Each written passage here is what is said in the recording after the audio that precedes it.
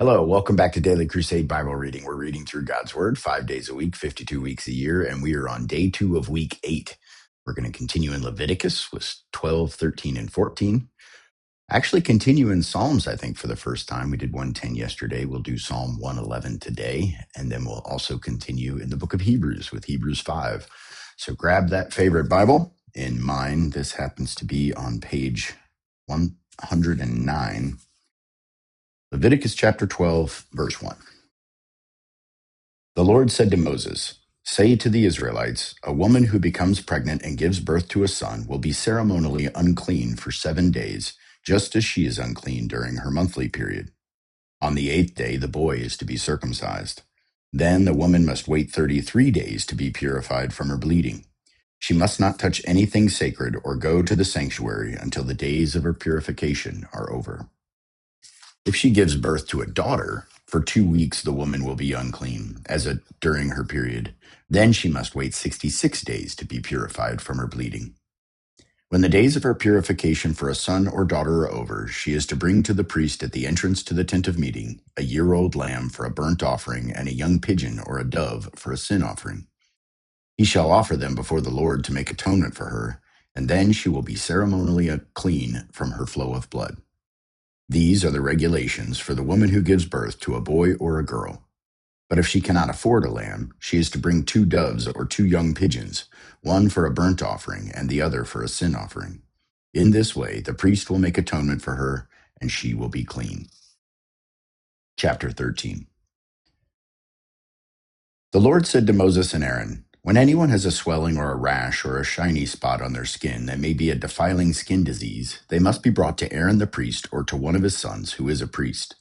The priest is to examine the sore on the skin, and if the hair in the sore is turned white and the sore appears to be more than skin deep, it is a defiling skin disease. When the priest examines that person, he shall pronounce them ceremonially unclean.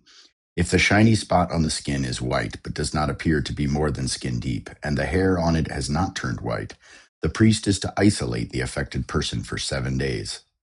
On the 7th day, the priest is to examine them, and if he sees that the sore is unchanged and has not spread in the skin, he is to isolate them for another 7 days. On the 7th day, the priest is to examine them again, and if the sore has faded and has not spread in the skin, the priest shall pronounce them clean. It is only a rash. They must wash their clothes, and they will be clean. But if the rash does spread in their skin, after they have shown themselves to the priest to be pronounced clean, they must appear before the priest again.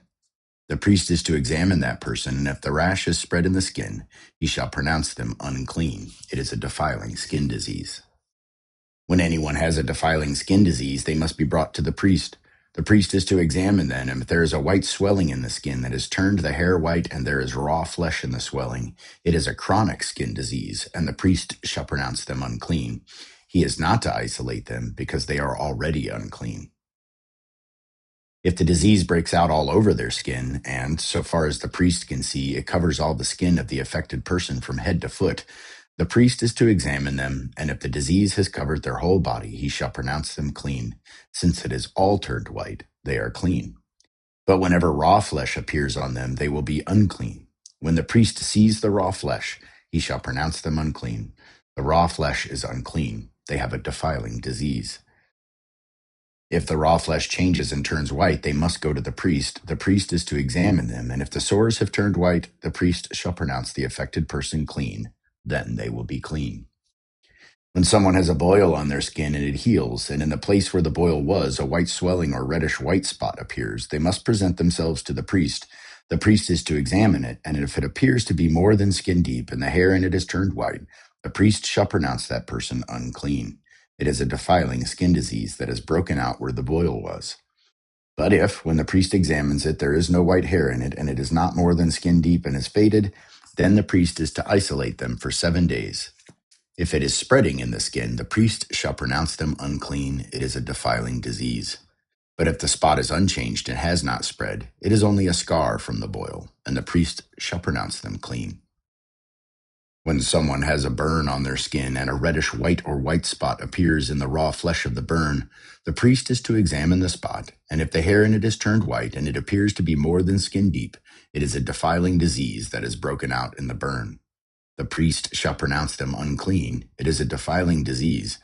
But if the priest examines it and there is no white hair in the spot, and if it is not more than skin deep and is faded, then the priest is to isolate them for 7 days. On the seventh day, the priest is to examine that person, and if it is spreading in the skin, the priest shall pronounce them unclean. It is a defiling skin disease. If, however, the spot is unchanged and has not spread in the skin, but is faded, it is a swelling from the burn, and the priest shall pronounce them clean. It is only a scar from the burn. If a man or woman has a sore on their head or chin, the priest is to examine the sore, and if it appears to be more than skin deep, and the hair on it is yellow and thin, the priest shall pronounce them unclean. It is a defiling skin disease on the head or chin. But if when the priest examines the sore, it does not seem to be more than skin deep, and there is no black hair in it, then the priest is to isolate the affected person for 7 days. On the seventh day, the priest is to examine the sore, and if it has not spread and there is no yellow hair in it, and it does not appear to be more than skin deep, then the man or woman must shave themselves, except for the affected area, and the priest is to keep them isolated another 7 days. On the seventh day, the priest is to examine the sore, and if it has not spread in the skin and appears to be no more than skin deep, the priest shall pronounce them clean. They must wash their clothes, and they will be clean. But if the sore does spread in the skin after they are pronounced clean, the priest is to examine them, and if he finds that the sore has spread in the skin, he does not need to look for yellow hair. They are unclean. If, however, the sore is unchanged, so far as the priest can see, and if black hair has grown in it, the affected person is healed. They are clean, and the priest shall pronounce them clean. When a man or woman has white spots on the skin, the priest is to examine them, and if the spots are dull white, it is a harmless rash that is broken out on the skin. They are clean. A man who has lost his hair and is bald is clean. If he has lost his hair from the front of his scalp and has a bald forehead, he is clean. But if he has a reddish-white sore on his bald head or forehead, it is a defiling disease breaking out on his head or forehead. The priest is to examine him, and if the swollen sore on his head or forehead is reddish-white, like a defiling skin disease, the man is diseased and is unclean. The priest shall pronounce him unclean because of the sore on his head. Anyone with such a defiling disease must wear torn clothes, let their hair be unkempt, cover the lower part of their face, and cry out, "Unclean, unclean." As long as they have the disease, they remain unclean. They must live alone. They must live outside the camp. As for any fabric that is spoiled with a defiling mold, any woolen or linen cloth, any woven or knitted material of linen or wool, any leather or anything made of leather, if the affected area in the fabric, the leather, the woven or knitted material, or any leather article is greenish or reddish, it is a defiling mold and must be shown to the priest. The priest is to examine the affected area and isolate the article for 7 days. On the seventh day, he is to examine it, and if the mold has spread in the fabric, the woven or knitted material, or the leather, whatever it is, its use, it is a persistent, defiling mold. The article is unclean. He must burn the fabric, the woven or knitted material, or wool or linen, or any leather article that has been spoiled, because the defiling mold is persistent. The article must be burned. But if when the priest examines it, the mold has not spread in the fabric, the woven or knitted material, or the leather article, he shall order that the spoiled article be washed. Then he is to isolate it for another 7 days. After the article has been washed, the priest is to examine it again, and if the mold has not changed its appearance, even though it is not spread, it is unclean. Burn it, no matter which side of the fabric has been spoiled.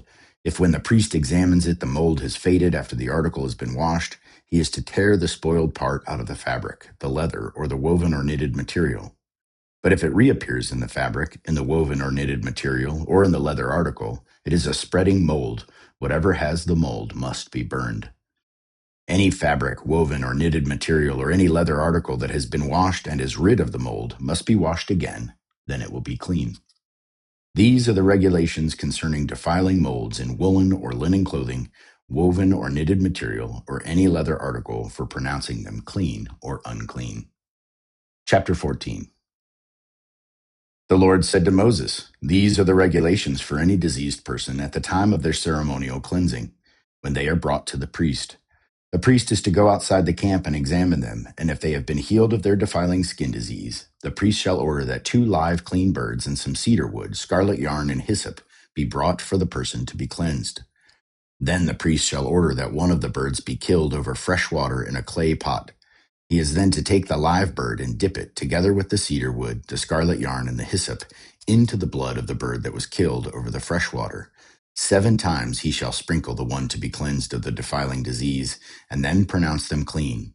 After that, he is to release the live bird in the open field. The person to be cleansed must wash their clothes, shave off all their hair, and bathe with water. Then they will be ceremonially clean. After this, they may come into the camp, but they must stay outside their tent for 7 days. On the 7th day, they must shave off all their hair. They must shave off their head, their beard, their eyebrows, and the rest of their hair. They must wash their clothes and bathe themselves with water, and they will be clean. On the 8th day, they must bring 2 male lambs and 1 ewe lamb, a year old, each without defect, along with 3/10 of an ephah of the finest flour mixed with olive oil for a grain offering, and 1 log of oil. The priest who pronounces them clean shall present both the one to be cleansed and their offerings before the Lord at the entrance of the tent of meeting. Then the priest is to take one of the male lambs and offer it as a guilt offering, along with the log of oil. He shall wave them before the Lord as a wave offering. He is to slaughter the lamb in the sanctuary area where the sin offering and the burnt offering are slaughtered. Like the sin offering, the guilt offering belongs to the priest. It is most holy. The priest is to take some of the blood of the guilt offering and put it on the lobe of the right ear of the one to be cleansed, on the thumb of their right hand, and on the big toe of their right foot. The priest shall then take some of the log of oil, pour it in the palm of his own left hand, dip his right forefinger into the oil in his palm, and with his finger sprinkle some of it before the Lord 7 times. The priest is to put some of the oil remaining in his palm on the lobe of the right ear of the one to be cleansed, on the thumb of their right hand, and on the big toe of their right foot, on the top of the blood of the guilt offering. The rest of the oil in his palm the priest shall put on the head of the one to be cleansed, and make atonement for them before the Lord. Then the priest is to sacrifice the sin offering and make atonement for the one to be cleansed from their uncleanness. After that, the priest shall slaughter the burnt offering and offer it on the altar, together with the grain offering, and make atonement for them, and they will be clean.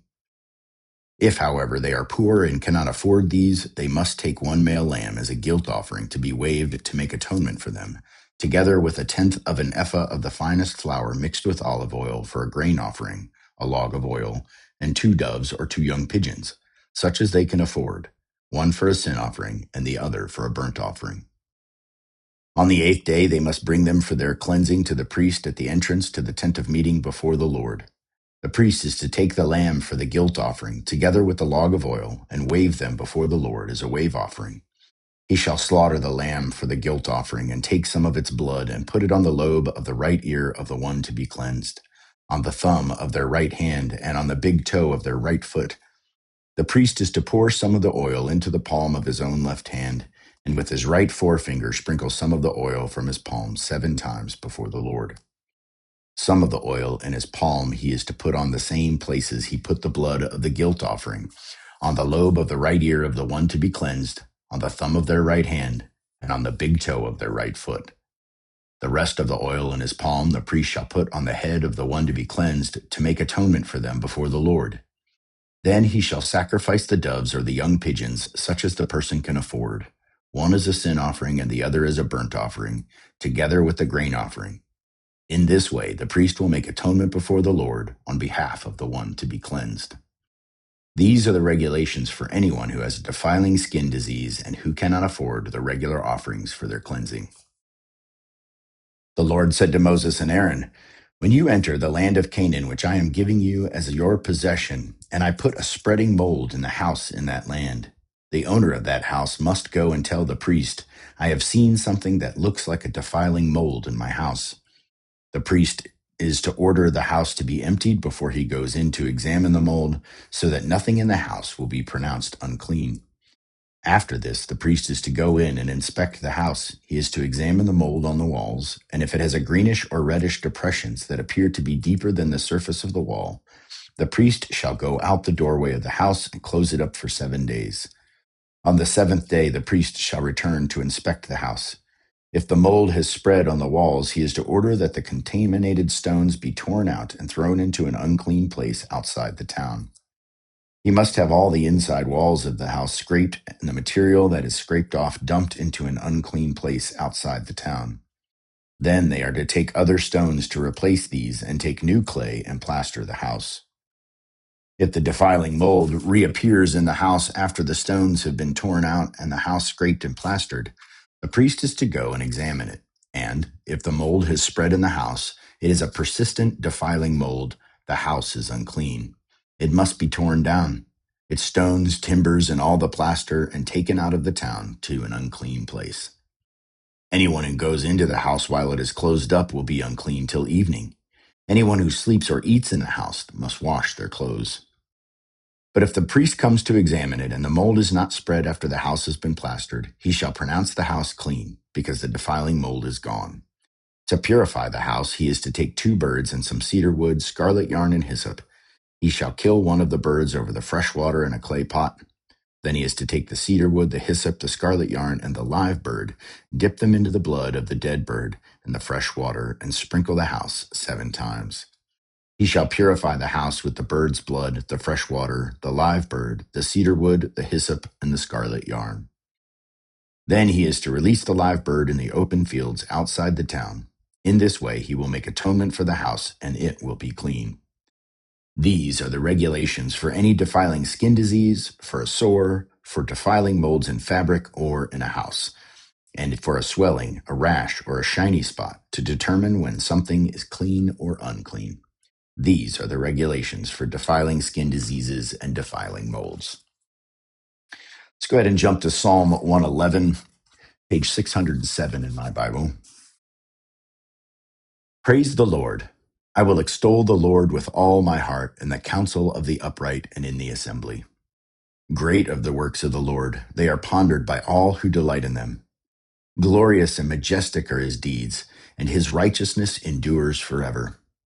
He has caused his wonders to be remembered. The Lord is gracious and compassionate.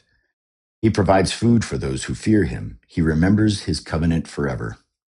He has shown his people the power of his works, giving them the lands of other nations. The works of his hands are faithful and just. All his precepts are trustworthy. They are established forever and ever, enacted in faithfulness and uprightness.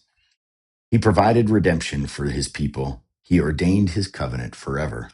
Holy and awesome is his name.